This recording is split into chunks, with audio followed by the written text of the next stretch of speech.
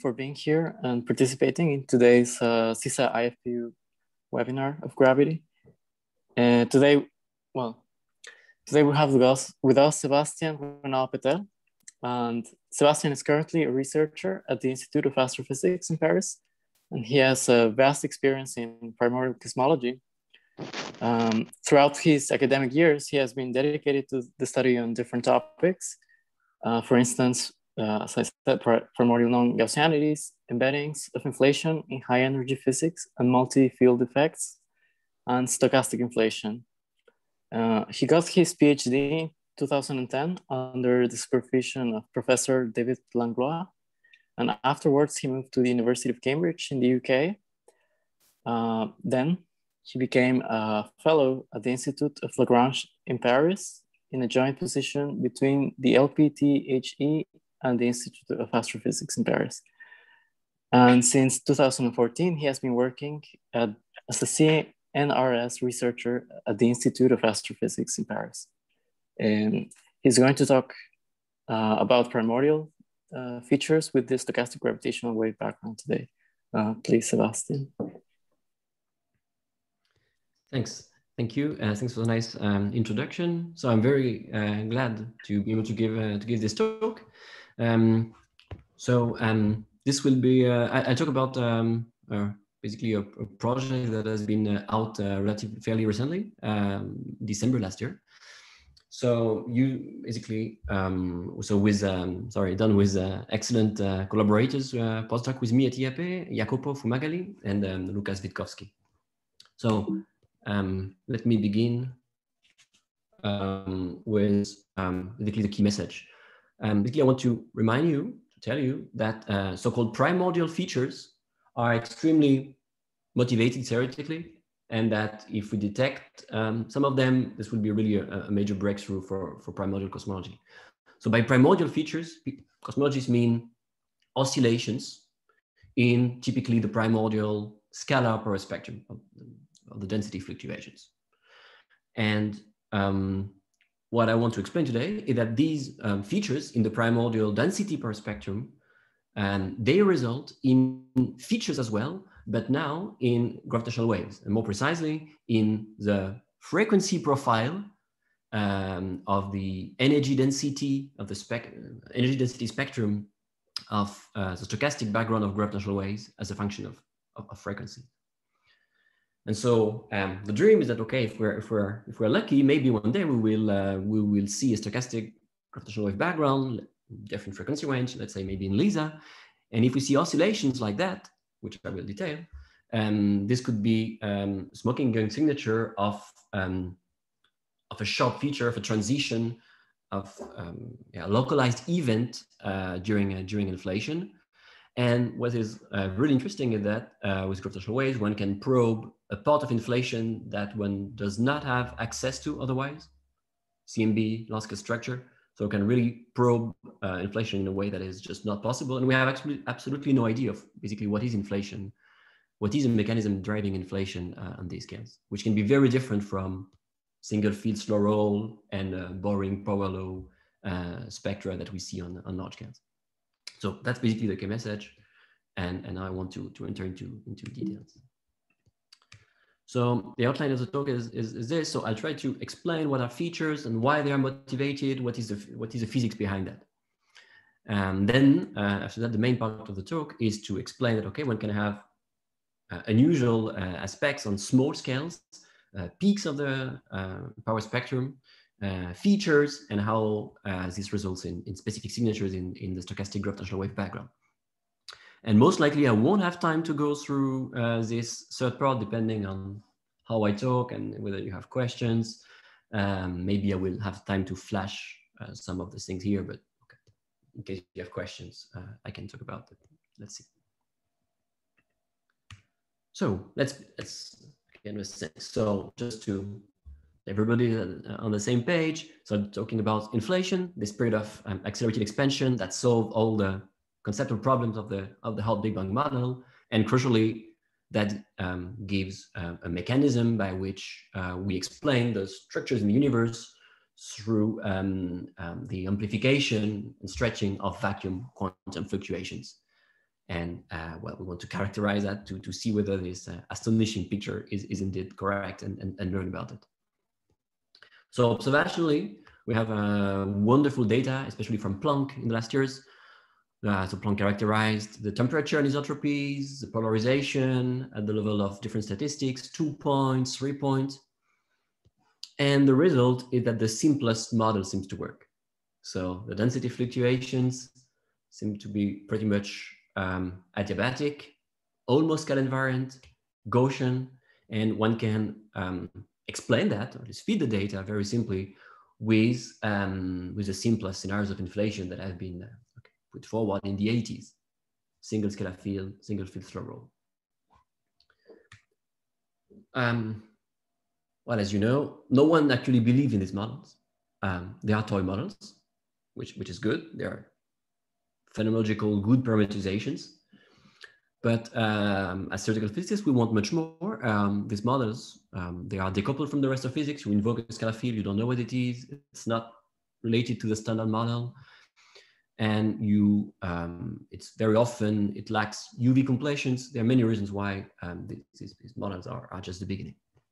Let me explain that in more details. So again, we want to do much more. We want to know what is the inflaton, where does its potential come from? Why is it so flat? If it's not the Higgs field, the only scalar field we know for the moment, which okay, is it in supersymmetry in string theory that this field exists? What was the energy scale of inflation? What is the link again with the standard models? Was the early universe so simple that there was only one degree of freedom active in the universe? And if not, what was the coupling between the different fields? So that's the kind of question that people ask in primordial cosmology that show really that it's an invaluable probe of high energy physics. So the key point that inflation is a very peculiar phenomenon that is sensitive to the physics at the Planck scale. I will review that. And so taking into account what we know or what we think we know about theories at these scales, about the physics active in, we end up with scenarios in the early universe that are way more complicated than the simplest single field slow roll. So they are good. They may be phenomenologically relevant, but they are just at best emergent, approximate description. And cosmologists are looking for deviations to that. And one of them are these primordial features. And this is the thing I want to explain. So let me begin with one of the key problem, if not the key problem or challenge about inflation. So the usual picture is, okay, take a very flat potential. So very flat with respect to the only scale in the problem, which is a Planck scale. So if the slope of the potential and the curvature of the potential, the first and second derivative, are small enough with respect to the Planck scale, okay, you generate a phase of inflation, the universe accelerates. And, but you not only want to have a phase of inflation, which is epsilon less than 1, you also want this phase to solve the problems of the hard Big Bang model. So this phase to last something like 60 e-folds. And for this, you also have this parameter eta to be much less than 1. So that's to have a prolonged phase of inflation. And this parameter eta, again, related to the curvature of the potential, more physically, it's basically the mass of the inflaton in units of the Hubble scale. So the relevant energy scale during inflation. And this has to be much more than 1. And so as we know well, it's unnatural to have a light scalar field in quantum field theory. So it's really like the Higgs hierarchy problem. Why is the inflaton so light? Whereas you would expect that the mass to be at least of the order of your cutoff of your theory, which should be greater than h to anyway to describe inflation. So naturally you expect steep potentials and not very flat ones. So that's a well-known problem for decades about inflation. Let me elaborate on that a bit. Let's imagine that you have a slow roll action, you have your candidate inflaton, a potential that you like and love. And okay, you don't know the UV physics, so as good effective field theorists, you famously parameterize your ignorance of high energy physics by writing down all possible operators consistent with symmetries you can invoke, surprised by some high energy scale. The thing that is critical about inflation is that these high energy corrections, they spoil in general the flatness of the potential. So the correction to the eta parameter, so to the mass squared over h squared, is basically scales like the ratio of the Planck mass to the scale of new physics m squared. So even if you push a scale of new physics to the Planck mass, and okay, we think we need to do something at the Planck mass to UV complete gravity, already this gives order one modifications to the relevant parameter that was supposed to be very small. So really, that shows that inflation is sensitive to Planck suppressed operators. And okay, if m is much smaller than the Planck mass, of course, it's even more dramatic. So that's one way of saying things. So now, if you know that inflation, even if you don't want to hear about supersymmetry or string theory, if you just want to explain the data in the effective field theory manner, but okay, you have to take into account high energy physics effect and physics at the Planck scale. So, okay, let's see what guidance we can have from these theories. So the hope of simple model builders is, for some reason, there is one scalar field that is light enough. That's the unnaturalness of the eta problem. And suppose that all the other degrees of freedom that should exist are active only at the Planck scale. So that's the simplest hope. But what people actually find in concrete scenarios, in concrete constructions, is not all that. They find lots of different fields, I'm concentrating on scalar fields for simplicity, but fields in general, with more or less light fields, heavy fields, and many masses of order h. That's what people find in general. So in practice, the situation is very complicated. You have lots of degrees of freedom, steep potentials and not flat. You have large couplings. And so really the question that people have been wondering is, how can the universe look so simple from the observational point of view, given that in the UV, the series are awfully complicated. So if I summarize, maybe a bit to the extreme, there are basically two ways out. And this will be important for the rest of the talk. One is accidental, the other one is symmetry. The accidental way is basically saying, okay, in this complicated landscape inspired by high energy physics, where you have lots of scalar fields and a complicated structure, maybe we were just lucky. Maybe we were just lucky. There was no fundamental reason. We just happened to have a phase of inflation and to find a valley which was flat enough to give enough inflation. Okay. If you're not satisfied by that, of course, you can look for more structural reasons. And in that case, of course, you should invoke typically a symmetry to protect the mass of the inflaton. So typically a shift symmetry. The standard law in quantum gravity is that any global continuous shift symmetry is not present in quantum gravity. So when people try to play with this idea, for instance, in string theory, they end up with the symmetry being broken by non-perturbative effects. Basically,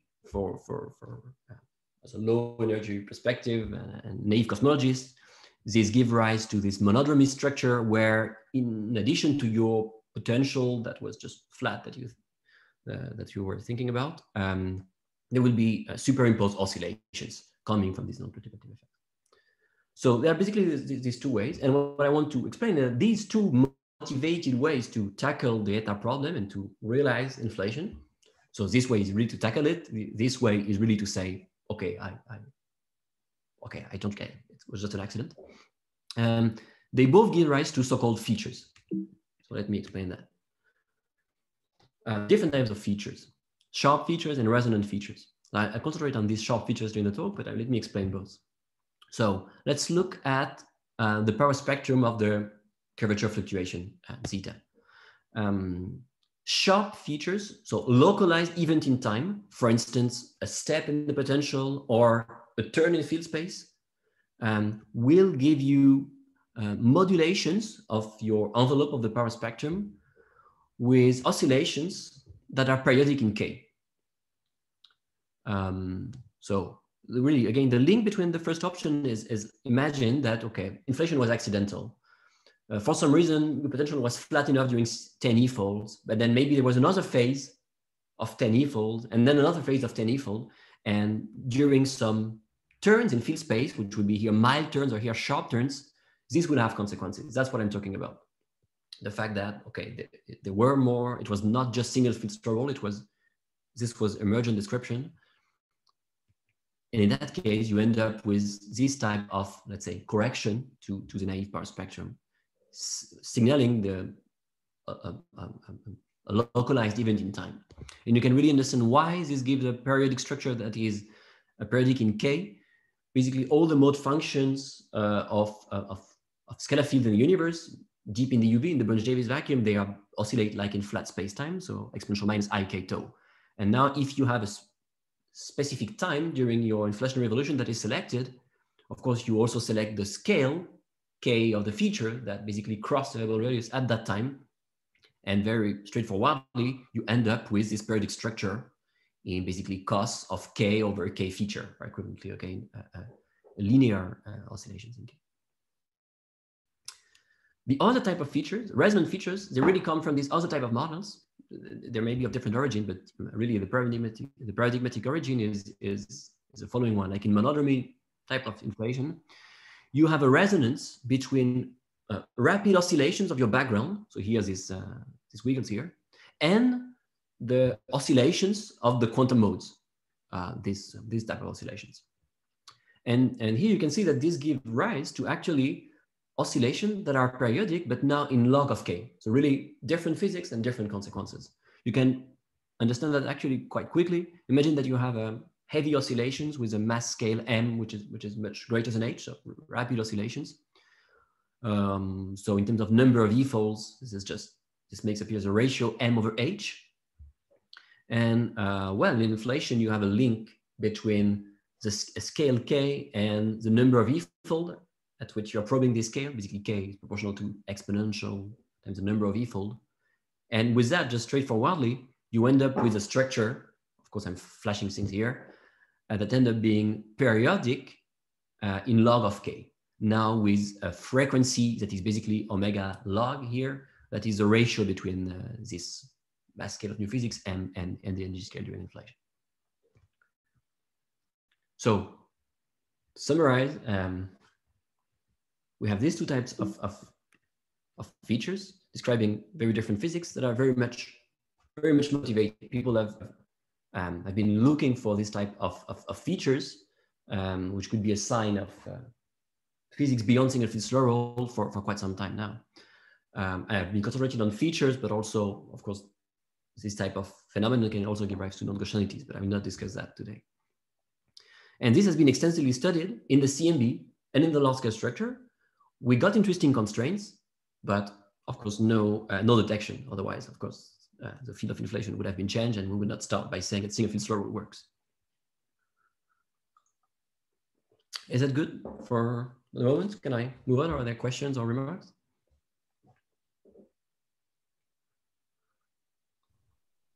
I think we're good. Okay, let me move. So, with this, let's say, broad introduction about motivating features, let me move to the main topic. Implicitly, all what I was saying was kind of implicitly referring to the larger scales. So inflation is supposed to last something like 60 folds.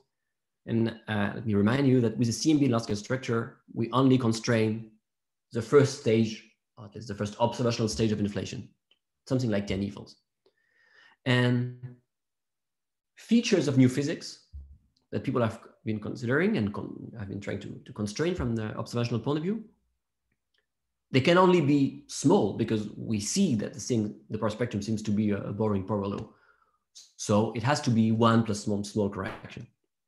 What I want to entertain for this talk and in the future is the possibility that something much more dramatic can arise on small scales, for which we have virtually no constraint. Again, the picture may be something like that. If it's actually that hard to have a sustained phase of 60 e-folds of uninterrupted inflation, maybe we were just lucky and we had 10 e-folds along one way in the inflationary landscape, and then there was another 10 phase of inflation, another one. But at the transition between these things, you have a sharp bending of the trajectory, a sharp feature, and these can cause, as I will explain, this kind of large peak in the power spectrum that, of course, we cannot have on the larger scales. So, sorry, but why would they be? I didn't understand. So, why would they be larger than on large scales? Mm-hmm. Well, theoretically, there is absolutely no reason to distinguish that scale and that scale. It's just that observationally, we know that this kind of dramatic effects does not arise. However, what I will explain and compute and show for you is that theoretically, this can arise. This is well motivated. And people, if you want, by theoretical and observational prejudice, did not go into considering this kind of parameter space because they were implicitly having in mind CMB large-scale structure to construct things and to constrain things. I see. Here, we have basically very mild constraints. This is possible. And as I will explain, this has consequences on gravitational waves. Therefore, that's why I'm saying that basically the message of the talk is that with the stochastic background of gravitational waves, you can probe inflation on small scales, and you can probe primordial features, as I will explain, in a way that is not just a repetition of what people have done in the CMB large-scale structure, because this is really completely new regimes. Here, it's basically, the features are small modulations on top of an otherwise smooth background. Here, the features can be everything. And that's what I want to explain actually right now. So this kind of enhancement of the Perl spectrum has been very much looked at recently, especially with respect to all the activity about primordial black hole. I will give one word about that, but I want to concentrate on the gravitational wave signatures. And what I want to explain also is that actually such a peak that has been considered mostly phenomenologically, I would say, when you look at scenarios that can give rise to that, this is actually often associated with oscillations. So the Perl spectrum is not only, does not only have an exponentially enhanced peak, but also actually oscillations inside it. In that case, really the features are not just correction, but an intrinsic part of the signal on small scales. So let me explain how we can see that through gravitational waves. So I'll concentrate on so-called scalar-induced gravitational waves. The idea is well known and has been studied now for a lot of time. Density scalar fluctuations, when they re-enter the Hubble radius during the radiation era, the gravitational potential, oscillate, and through just standard GR second order effects, these scalar fluctuations source the gravitational waves. And you can compute that, and you can compute the corresponding energy density per log K interval, so omega gravitational waves. And the thing is that this is very clean and very, once you know the Perl spectrum of your theory, you know everything. You know how the universe evolves, you know the radiation domination era, you know how the gravitational potential evolves. So you know everything. And just like for the CMB and the large-scale structure, there is a transfer function that tells you, okay, if you know your Perl spectrum, we know, and here I just wrote it schematically, what is the result for omega gravitational waves. I will give slightly more, a bit more details later on. Just to have numbers in mind, the amplitude we're talking about is these second order effects. The corresponding omega gravitational waves is like 10 to the minus 5 times the power spectrum of scalar fluctuation squared. So if the Perl spectrum is on small scales still 10 to the minus 9, like what we have in the CMB, no way, we will never see that. Because, okay, with LISA or future experiments, maybe we can go to 10 to the minus 17, let's say, but okay, not 10 to the minus 9 squared and 10 to the minus 5. So what I will entertain for this talk is that the possibility, and I will give more details, that p zeta can be of order, okay, let's say 10 to the minus 4. And in that case, 10 to the minus 4 will give you 10 to the minus 8 times 10 to the minus 5, 10 to the minus 13, and you can have a signal that you can see from in LISA. So this has been understood and studied a lot. Would this large p zeta produce something for like primordial black holes? You mentioned I mean, it's a P cosmos, so it's a density. Sure. It's the same phenomenon of gravitational. So let's say, as you know, PBH is an entire world with lots of debates.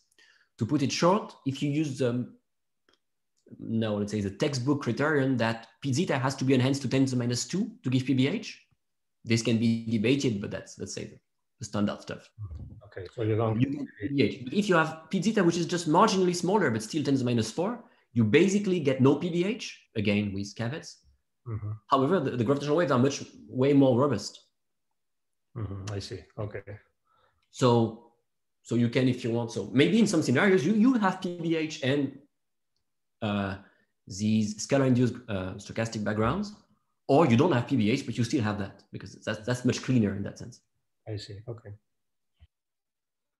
So people have studied that a lot. Let me give you the main characteristic for the simplest setup. You take a very sharp peak. You have a peak in the power spectrum at a given scale, narrow enough. Then we know exactly what is the corresponding shape of omega gravitational waves. It has a first bump, and then a deep, and then a maximum here. And we can really understand the physics here. It's actually because, well, again, when the gravitational potential re-enters the horizon, it oscillates. And it oscillates with a sound speed. And the sound speed square is 1/3, right? In the radiation era, hence the 1/√3 here. And because you have, it's a non-linear effect, it's a second order effect. That's why you have a 2 here. So we can understand all that, why a peak at scale k in the scalar power spectrum will give rise a peak at multiple, well-known multiple of k in omega gravitational waves with an amplitude that is also understood. So that's known. Also, to put numbers in mind, what are the scales that are relevant? If you want to consider the possibility that we have such a signal in LISA with frequency of order millihertz, the corresponding scale has to exit the Hubble radius something like 30 e-folds after the CMB scale exit the horizon. So really, indeed, gravitational waves in general, here I took the example of LISA, probe inflation in a regime in which we have no idea what it is about. So now let me explain things about features. I want to combine two ideas, the idea of peaks and these kind of things, and the idea of features. So I try to sketch things rather generally. Let me consider the time here, and let's imagine, quite model independently, there is a sudden event. You can think again about a step in the potential, bending in field space. Before that, you initialize things in the Bunch-Davies regime. So if I look at my curvature fluctuation zeta, you expand it in terms of annihilation, creation operators, and you have the Bunch-Davies mode function. Okay, and that's the standard story. And if it was only that, you will end up with vanilla power spectrum. Let me call it P0, which has the standard form.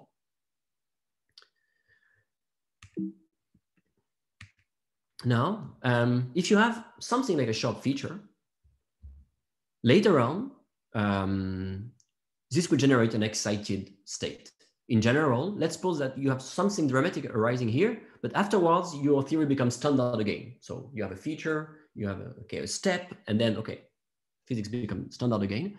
So you know that the general solution should be a linear combination of the Bunch-Davies mode function and its complex conjugate. So really an excited initial state with so-called Bogoliubov parameters alpha and beta. The quantization condition will tell you that they are related through this. So standard Bunch-Davies would be beta = 0, no particles, no excited state, Bunch-Davies vacuum, alpha = 1, and standard. Quite generally, when you basically kind of match the behavior before the feature and after, you end up with this very important thing, that there is a relative phase between the Bogoliubov coefficients here, beta and alpha, that is related to the scale k of the feature. And the idea is very, very simple. The idea is after the feature, these two kind of components, standard and excited, let's say, they are generated with the same phase. They don't know that they are separated. But zeta here, Bunch-Davies is like exponential minus ik tau, and zeta star is like exponential plus ik tau, which means that for the coefficients in front, the alpha and the beta, they are out of phase precisely by exponential 2ik tau, and tau, not any tau, tau of the feature, or equivalently again, that selects a given scale. And that's the thing I was mentioning about sharp feature. And now you can compute the power spectrum out of that. you let things evolve, and the power spectrum normalized to the standard one is not anymore 1, it's alpha plus beta squared. Okay, so when again in the Budge-Davis vacuum you recover standard result. If you expand things, you end up with this kind of terms. Okay, and especially because of the phase difference, you have this cost term here that I was mentioning. So let me put it this way: if you factor out alpha, this is really of the schematic form I was mentioning. You have an overall envelope. Here, for example, a peak envelope for the example I will talk about, with superimposed oscillation, something like typically 1 plus some amplitude times some cos of omega times k. But now there are basically two, again, different regimes. Beta over alpha can only be between 0 and 1. 0 Bunch-Davis, and because of the quantization condition, this can be at most 1. So if this is small, the power spectrum is again 1 plus some small correction. So it's interesting. That's what people have been considering in the past. And that may well exist in the universe. And we can look for that in the CMB large scale structure. But what I consider in this talk is a regime in which this is of order 1. In that case, you see that basically, again, you have 1 plus 1 times oscillations. So you have much more, you have that. And moreover, that's quite interesting. Let's now imagine that you consider a model which has a boosted power spectrum, so that the overall size of the power spectrum of the envelope is much larger than the naive result, P naught. This means that alpha has to be much greater than 1. But again, because of the quantization condition, if alpha is greater than 1, beta is also much greater than 1, and the two are basically the same in magnitude. And therefore, you also have you both have a large amplification of the power spectrum of its overall amplitude plus all the oscillations. So if you have a large peak, I'm not saying that any large peak comes with oscillation, but if you have a large peak, and if its origin was from a localized event, sharp enough, something less than 1 e-fold, then it automatically comes with so-called sharp features in cos omega k with order 1 oscillations. Sorry, I thought the Bogoliubov coefficients were fixed by the expansion law of the universe, right? So I thought they were just a function. I mean, they appear when you have accelerated expansion, right? I will. Oh yeah. I will give you examples where basically we can compute things. I will give you concrete examples. No, it's not fixed at all. Only by the expansion of the universe. When you, well, for example, simplest thing you can think of. Imagine a step in the potential, or a sharp turn in field space. This can affect the physics of the scalar fluctuations without necessarily affecting the expansion of the universe itself. Okay. But it will still manifest in oscillation. Okay, I'm going rather slowly, but okay, that's good. Let me give you actually concrete numerical results to show that okay, these things that I'm talking about exist. And I can give more details later on.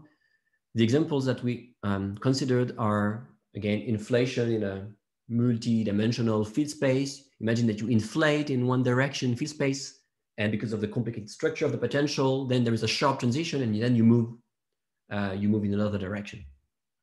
In that case, you end up with power spectra normalized to the naive one, let's say, that have a localized enhancement, a very large enhancement, and oscillations. So let me explain what I'm showing here.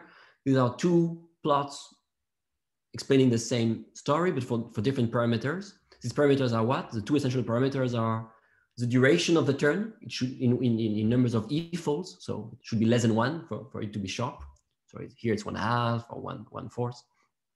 And there is a dimensionless parameter here, also called perpendicular acceleration. It's basically a measure of how strong the sharp is, and that's a dimensionless ratio between the rate of turn of the trajectory and the Hubble scale. You can think about it as just characteristic energy scale here of the turn over h. And so you end up with this kind of things. There are many curves that I'm not commented right now. They're basically just there to show that the full numerical first principle results agree with some good analytical understanding that I will explain maybe later on. But what is important is, okay, on smaller scales, small scale, they don't feel that. If you look at scales, so K feature is again the scale that cross variable radius at the time of the feature. And you see that these are for Z, these are only Z scale that are affected by the turn, and they are exponentially enhanced compared to smaller scales. Here you see that it's 10 to the 6. And in addition to this enhanced, exponentially enhanced peak, you have this order 1 oscillation. You can also see, I will discuss that later on, that the scale that are enhanced are actually not K feature, but slightly larger here or even there, because basically you excite modes that are actually subbable. That's why actually you can use this language of excite initial state, because you are exciting modes, yes, that are inside the variable radius. So you can talk really about particles. Okay. After this, let me explain why this manifests into oscillation in the primordial, in the stochastic gravitational wave background. But maybe before that, let me give one word to say that it was not obvious. What I'm telling you is you have oscillations in the scalar power spectrum that are very much motivated, that can be large, that can be big. And this will result in oscillations in omega gravitational wave. You can say, okay, that's trivial, oscillations give oscillations, but it's not that trivial because this is a second order effect. So this could have been well washed out. It's not at all like CMB large scale structure where everything is linear. For instance, when you have such scalar power spectrum with a spiky structure of the type that we considered, you can also consider the possibility that this gives primordial black hole. But actually, in this paper, we worked out the mass fraction of PBH, and it is actually completely featureless. Basically because the mass spectrum of PBH depends on the smooth density contrast, and these oscillations get washed out. But despite the fact that it's a nonlinear effect, this does not arise for the gravitational waves. Let me, and that's basically the core of the idea. Let me explain things. Imagine that you have this type of power spectrum that I mentioned, and you can get intuition about them, seeing them as a series of peaks. Okay, one peak and then a second, a third, a fourth. But we know the individual signature of a peak. I've explained to you, if you have a given peak, you have this shape that I show you, a first bump, a dip, and then a second bump.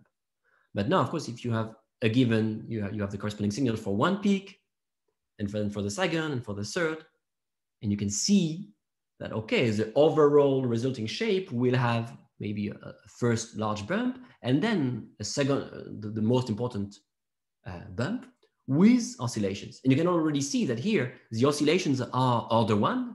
I mean, compared to the envelope, the power spectrum goes between 1 and 0. And here, no, they are average out. There will be smaller oscillations, but still there.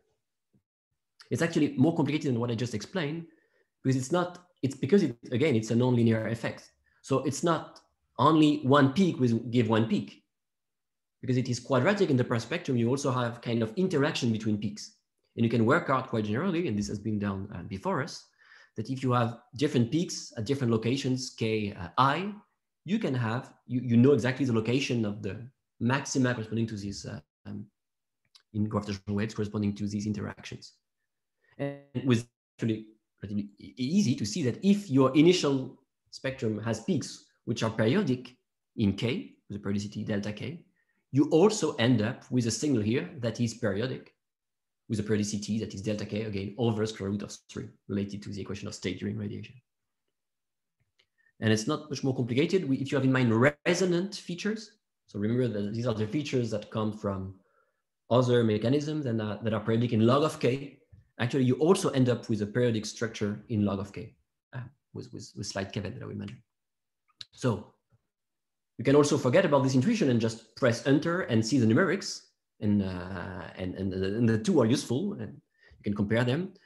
So for the two types, the blue and the orange are basically the two situations that I've shown before. Okay, these two types of models that we have computed things for which we have computed things from scratch without approximations. And basically, we vary parameters again. Let's say the strongness of the term, and you end up with blue and or orange curve. So here is omega gravitational wave again, a first peak and then a small dip and then the maximum. And if you zoom in, and that's what you can see here, you see superimposed oscillations that are more visible for the blue ones. The orange ones are smaller, but there are also more of them. And actually, you can feed them extraordinarily well with a very simple cosine. So for the two types of models, this is a plot of the fractional difference between omega gravitational waves computed numerically and the smoothed version. And it's just a very simple cosine function with an amplitude and the frequency that I was mentioning, completely fixed by the scale of the feature. And so the blue and the orange curve are numerical results, and the dashed black lines are just a simple cosine with a frequency that is predicted theoretically, and that works beautifully.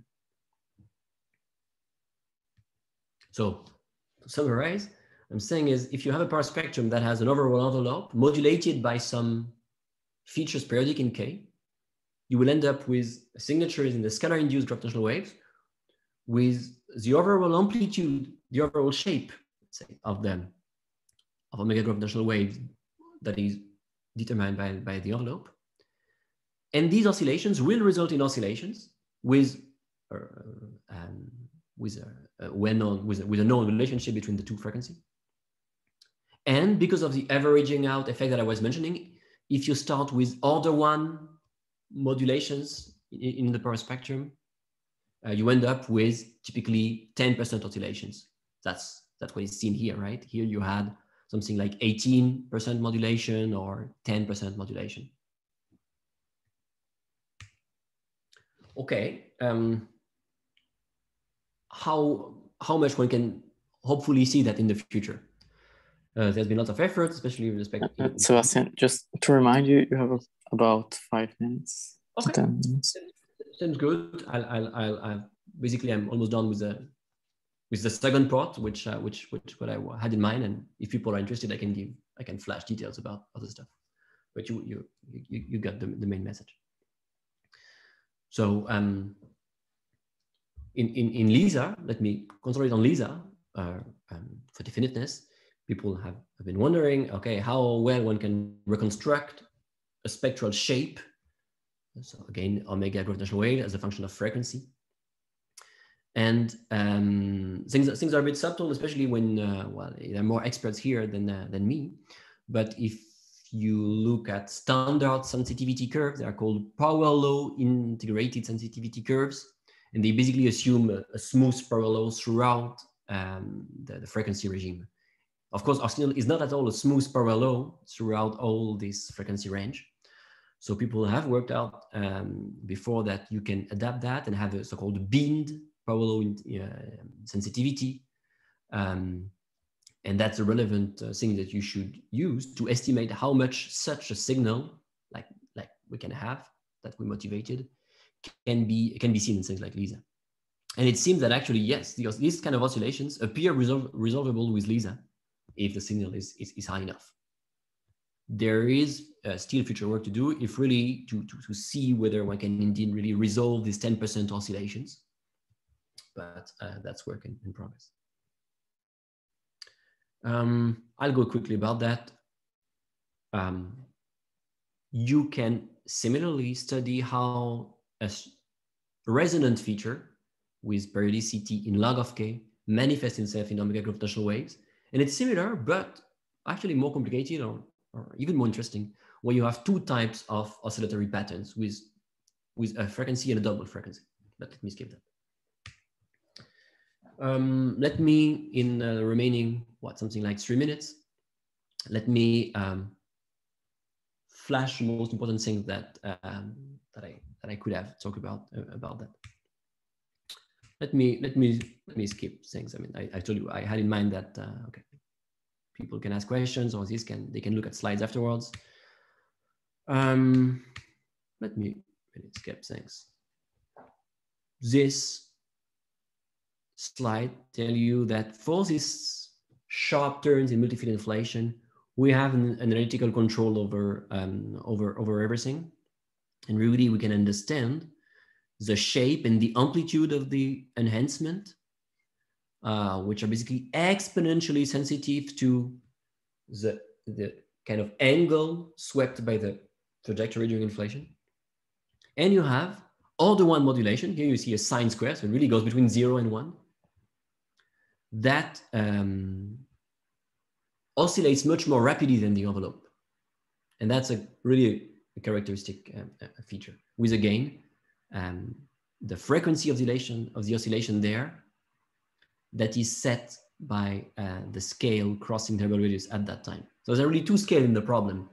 The time of the feature, or currently the corresponding scale, that sets the frequency, and the mode that are enhanced. And the mode that are enhanced, in terms, they are larger than K feature because they are sub-Hubble at the time of the feature. And that's why you can have this very rapid oscillations, because there are two scales in the problem. Of course, you cannot play, theoretically, you cannot just play with a peak in the power spectrum like that without consequences. I'll be brief, but there are a number of theoretical constraints that are crucial to take into account. These particles that are produced, they carry some energy. If you don't want them to back react on your background, this gives some constraint. You also want to be able to explain all that in the perturbative regime. And this gives some quite stringent constraints. Typically, of course, you would expect that the power spectrum has to be less than 1, but it's more than that. It's more stringent than that because you excite sub-Hubble modes. This parameter that quantifies the sharpness of the bend, the strongness of the bending, and which can be large, give you more stringent bands. So let me conclude on that. Imagine that one day we see something like that in LISA, which are basically not known by and not generated by other processes. From the period of the oscillations, we can deduce that there was something localized at a given time or for a given scale during inflation. From the peak frequency, we can deduce the relevant energy scale, and even from the amplitude, we can deduce the duration of the feature. And this is quite generic. This is valid way beyond the typical example of sharp feature that I explained. This is quite generic. What I explained today is that if you have enhanced density fluctuations, you don't even know where it comes from. Just let's imagine that you have such a power spectrum. This will give rise to scalar-induced gravitational waves after inflation that we have characterized. Of course, if you have an enhanced scalar power spectrum, there has to be a physical mechanism that gives you that. And this physical mechanism can also give you, through second-order effects, gravitational waves generated non-linearly during inflation. And of course, you have to compute everything. Everything is your signal. And we've checked that in our case of these sharp turns, this is subdominant. But in general, this has to be computed as well. So let me finish with this with a slide. Key message was that really primordial features are well-motivated target of new physics. This was known, of course, for a long time. But on small scale, then can be way more drastic than what people have considered so far. If you have a large peak from a localized event, this necessarily comes with order 1 modulations, and this will result in such kind of smoking gun signal in terms of oscillations in the frequency profile. And with that, we can reconstruct quite model independently things like, okay, when was this feature arising during inflation? What was the corresponding energy scale? How long? And we can really probe inflation in a regime we have no idea about. So let me finish here. Sorry for being slightly late. Let me also announce that here in Paris, so virtually we're organizing a workshop like in a month and a half about gravitational waves and primordial cosmology. So you can register if you're interested. Okay. Okay. Thank you. Thank you, Sébastien. I believe we have some time for questions. You can either unmute yourself or write in the chat and I can read your question. Can I ask some question? Yes, please. Go ahead. When you have the power spectrum, when power spectrum is oscillating. Sorry, is it? Okay. I cannot see anybody, but that's normal. Okay, good. Yeah, so when power spectrum is oscillating, what exactly happened to the inflaton potential? Can you explain? In K, right? When you have P. I'm not sure I understood the question. Can you explain again? Because you were talking about oscillations there's oscillations in K, like our spectral Yes. oscillation in K. So P theta is oscillating in K, right? As you see, cosine K. Yes. And then I'm asking what exactly happened to the potential of the infraton. Do you have some like, you change some potential of the infraton, or? You mean the potential of the inflationary fields driving inflation? Yeah. This is model dependent, and I don't need to discuss that for the main message. In the case we've considered, the inflationary potential is basically driving the trajectory so that it inflates along one direction and then it moves along another direction.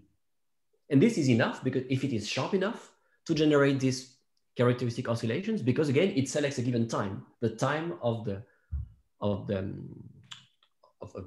bending. So basically it's still flat, the infraton potential, right? Depends a bit what you mean, because it's flat along the valley, but it suddenly changes its direction. Okay. So, but again, all what I've described, I mean, let's say, I have given numerical examples in these precise setups of things that are model independent.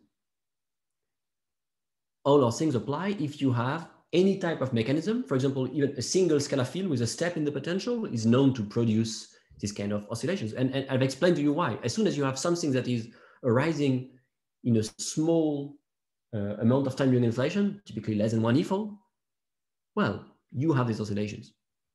So it's quite generic. Okay, thanks. We have more questions. Maybe I can, well, I don't know if it is a question or a comment, but probably more of a comment. Yeah, so in the LISA case, yeah, in principle, it's true that you can see those oscillations if you in simulations. If you inject the signal, you can probably recover those. There is a problem, however, is that because in LISA there will be many more sources to subtract, the result sources that you have to subtract before you can extract the stochastic background. There might be residual power from result sources, so that might leave a residual that can be confused with these features.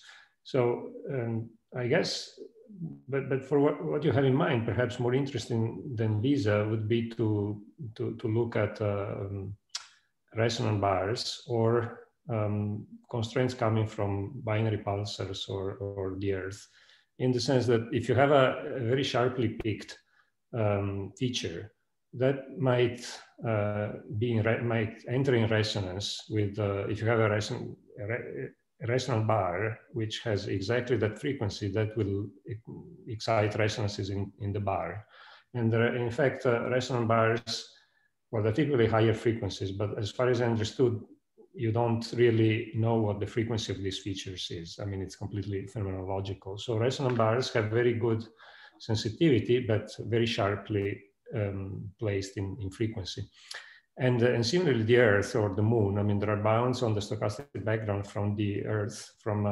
If you had a very large stochastic background at 10 to the minus 3 Hertz, which is what you have here, it might enter in resonance with the Earth itself or the Moon. So people have placed seismographers on the Moon and for other reasons.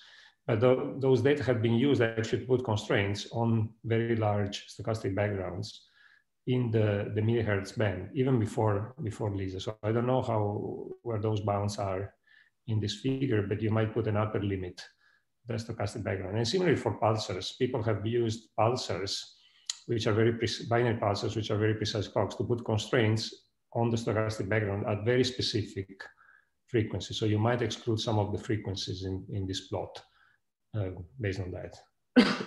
Okay. The amplitude of what you have in mind. Okay. Your feedback is very precious. So yeah, just several comments. You're right about, you're right. What you've been saying is relevant. You're definitely right. I did not stress that, but indeed. I mean, it's the same. Phenomena can arise at different times during inflation and different times during inflation, corresponding to different frequency range. That's why here, basically, we duplicated the plot, as people do, and this could correspond to different times during inflation. I concentrated on LISA, but indeed, this can be on other scales. What I didn't know, however, of course, I know that one of the key challenge is, okay, once as a theorist, I've explained that, okay, this type of signal that has not been motivated before is possibly worthwhile to look at. Of course, there's lots of work to see how much one can actually detect it. What I didn't know is that you expect, you're telling me that you expect the resolvable events to introduce, because of course, I'm aware of the component separation, let's say, problem, but usually if you assume something smooth with a foreground, and you have oscillations, I was imagining that one can, but we haven't done yet the work, isolate it. But now you're saying that there is more. There would be systematics to the fact that you can't subtract the result sources exactly. So there will be always some error, and that error will be in general correlated in frequency. So it might produce oscillations like this. I see. This is something that could be investigated given sufficient effort. So okay, this I can understand. But what you're saying also is that you were saying that resonant bars and other things can be cleaner in that respect. Yeah, well, I don't know if they're cleaner because there might also be sources, but they certainly can put bounds. So there are, I mean, maybe they're weak bounds. I haven't looked at this, but for instance, people who work on ultralight, what is it called, axion-like fuzzy dark matter, yes, which can produce similar effects. They've been looking at, and similarly, they don't know the mass of these axion-like particles. They've been playing with constraints from all sorts of sources, including the Earth, the Moon, pulsars, and the resonant bars. So maybe they're weak. I don't know how they are in this plot. They're probably weaker, but you can exclude, for instance, a very large peak. I see. No, that's good. That's I have to look it up, but I remember a nice plot like this with least SIGO, ET, IPTA, but also constraints from the Earth, the binary pulsars. Okay. I think it's by Sergei Sibirikov and collaborators. I see. With some strip, because at some frequency range you have some special constraints. Yeah, and there are constraints from binary pulsars, and because the stochastic background might, for instance, enter in resonance with the binary itself. And when you have a resonance, you have a very good sensitivity at a specific frequency, very narrow in frequency, but good in amplitude. Okay, good. You know, that's interesting.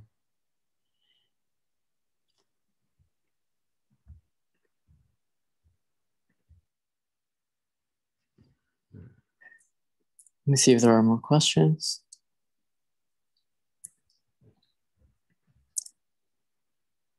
Well, I don't see raised hands. Well, maybe we can just announce. I put in the chat the link to our next